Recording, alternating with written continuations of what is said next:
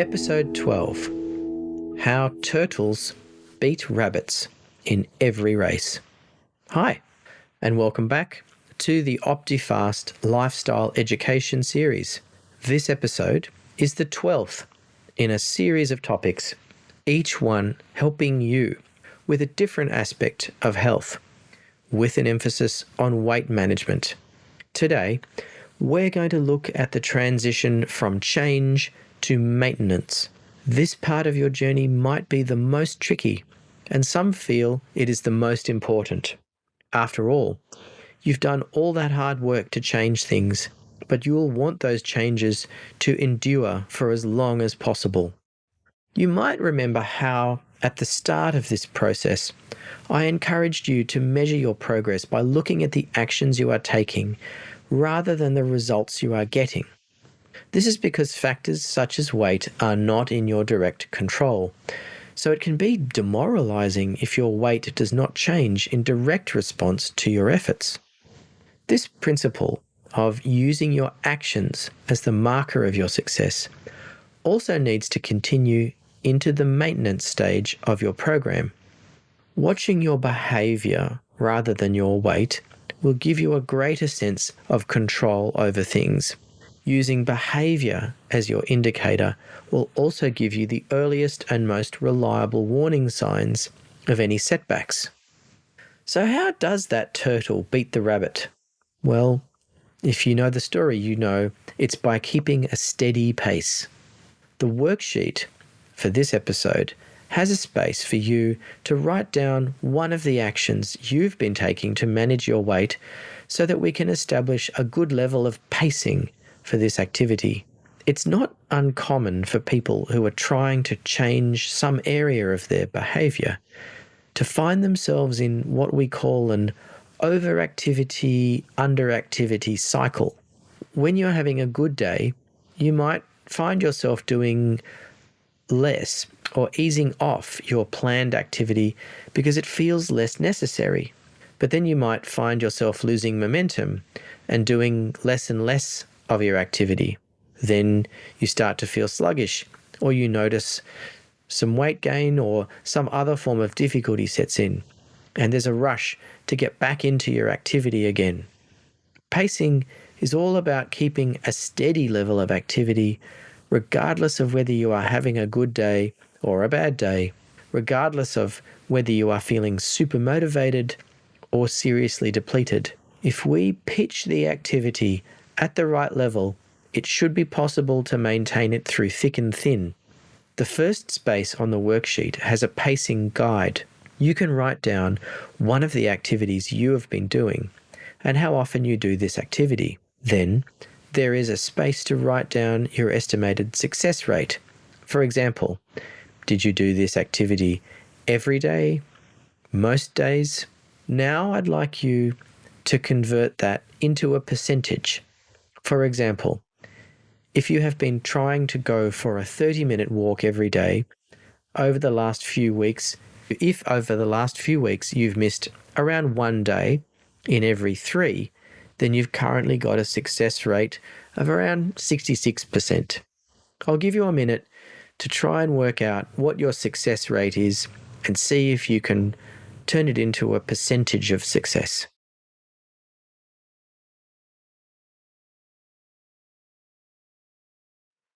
Great. Now, whatever that percentage is, we're going to take 1/5 off it to give us a sustainable pacing rate. So if we have a 66% for walking daily, we're going to divide that by 5 and take that off the total. So now we have around 50%. This is our new sustainable baseline for your activity.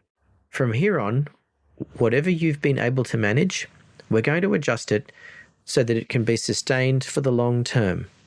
We're going to take your average and we're going to just lop 1/5 of it off. And what you're left with is something that should be something you can keep up for much longer. The other area to consider when we are planning for the future is what the early warning signs would be for a setback.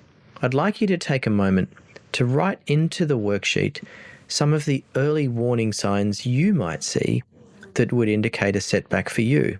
Think about some of the changes you've made in your actions, your routines, some of the rules for yourself that you have put in place. Which one of these think might be the most likely to go by the wayside? For example, if you are under some stress, or if you are feeling more confident, like you didn't need to work so hard at things. I'd like you to circle that one and keep it in mind as you continue on this journey. But here's the most important thing to remember. Setbacks are not your fault. Real, lasting change is hard and can get harder over time. Researchers have found that for people trying to change something about themselves, such as quitting smoking or losing weight, a majority of setbacks or relapses are caused by circumstances outside their control.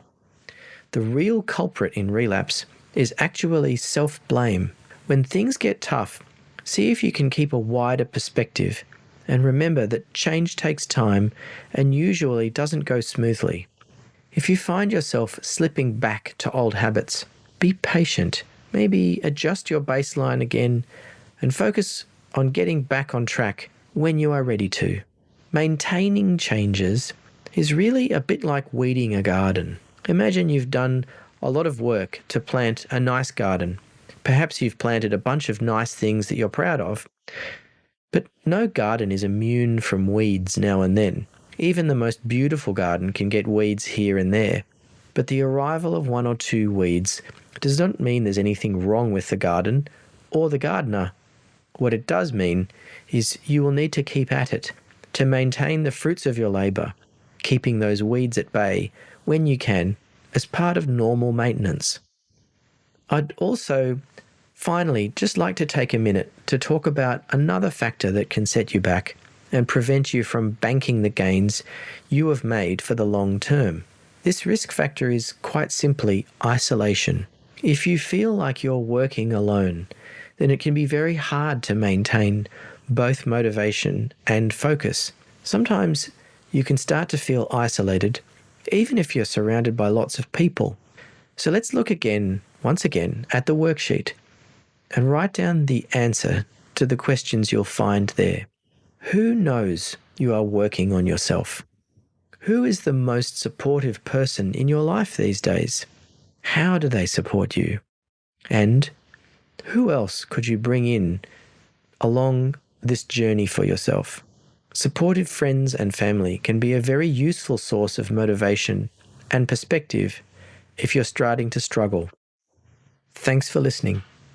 Looking after yourself is a terrific thing to do and will bring benefits not only to you, but to the other people in your life. So keep going. It's working. And remember to be kind to yourself along the way. See you next time.